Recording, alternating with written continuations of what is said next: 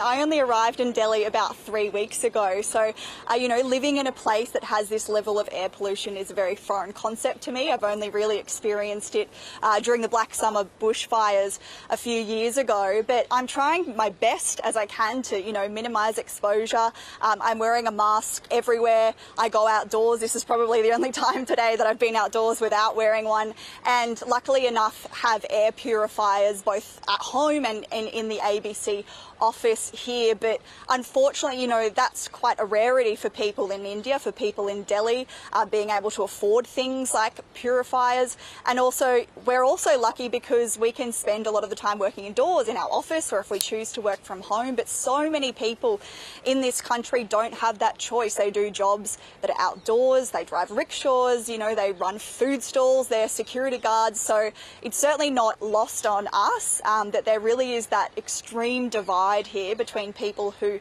can take some precautions against air pollution and those who can't. Yeah, as you mentioned, for those who have no choice but to work in the outdoors, what have been the health impacts, particularly for those in the big cities?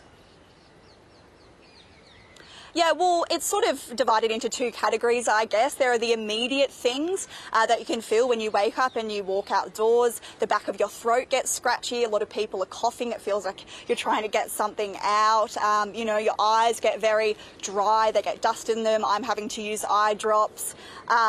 People get very bad headaches. I had a cracking one last week that, was on par to a lot of migraines that I've had back home in Australia. So those are kind of the things that you notice on a day-to-day basis. But of course, the long-term impacts of air pollution are terrible. Things like heart disease, lung disease, stroke, and of course death. It's estimated that around 2 million people die in India every year because of air pollution, and because so many people here perhaps don't know about that as a potential risk or impact, and certainly might not be able to caution against it. Air pollution's known as a silent killer here because it sort of creeps up on you over years without you kind of realising. And of course, Diwali is just right around the corner. You've been in Delhi, and I understand that there is a ban on fireworks. Do you think this rule might even work? The short answer is no. There is a ban in place here in Delhi on, a complete ban on all crackers, on the sale, the purchase and the use of them. But the Delhi government has sort of carved out an exception that for 2 hours tomorrow night on Diwali, you can let off green firecrackers, which are supposedly more environmentally friendly, emit about 30% less particulate matter into the air. So technically, in order to buy those green firecrackers, you have to leave Delhi, you have to drive about an hour away to a neighbouring city, which we actually did earlier this week to see, how many people were there buying firecrackers, and it was just chaos in that firecracker shop. A lot of people then bringing them back into Delhi, which isn't technically allowed. But that's also not to say that you can't find them here. We've been to multiple markets in Delhi where people are certainly just selling firecrackers out in the open, even though they're technically not meant to. And one of the reasons that sellers are telling us for that is because the ban was only brought in at the start of last month. It's not sort of a year-round ban. So a lot of sellers are saying, we already bought our stock from the wholesalers. We already have, taken on that liability, and that's why we're now on selling it to customers. A lot of people that we've tried to interview definitely didn't want to speak. They've admitted, there's a ban, I don't want to speak to you, but it doesn't necessarily mean that it's stopping them from selling, buying or using the firecrackers on Diwali. Yes, and what can you tell us about the burning of these crop remains in the agricultural areas, and why are farmers having to do this?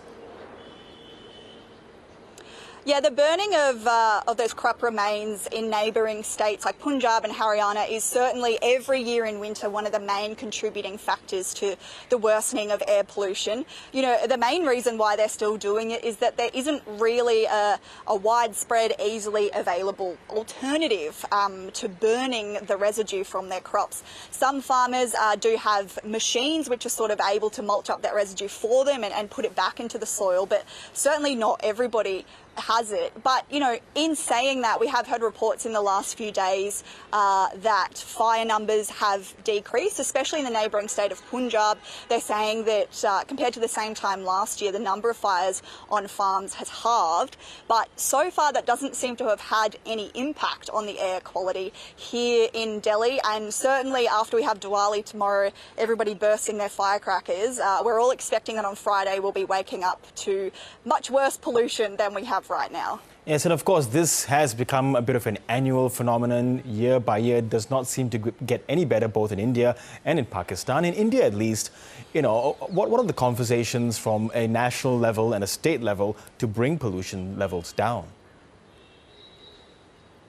Yeah, those two countries are certainly, you know, some of the worst. I've been obsessively checking the app that tells you the AQI, and the last few days it's sort of been a battle between Lahore and Pakistan and here in Delhi as to which one is the worst city. But as far as measures that are being taken here in India, you know, there are bans in those neighbouring states of Haryana and Punjab on fires on farms, which is why we have seen some decrease. And there's certainly been reports in the last week or so of people on those farms being arrested because it is now illegal.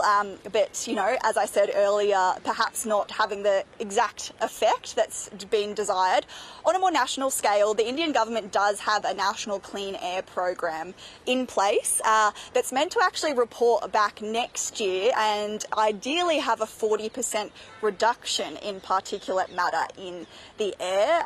Many parts to that, you know, making states who reach a certain threshold with their air pollution report back on the measures that they're taking to try and mitigate it. Things like encouraging the use of electric vehicles and sort of subsidies along the way, experimentation with artificial rain to try and clear up some of the dust. But it will certainly be interesting when those results do come back from that program, what they say. You know, I haven't been here very long. I don't have a previous winter to compare it to, but certainly a lot of people that I've been speaking to and interviewing over the last week, no one has really indicated that they think it's gotten any, you know, significantly better since that program came in. Okay, Ellie Grounds in New Delhi. Let's get you back indoors. So thanks very much and do take care of yourself.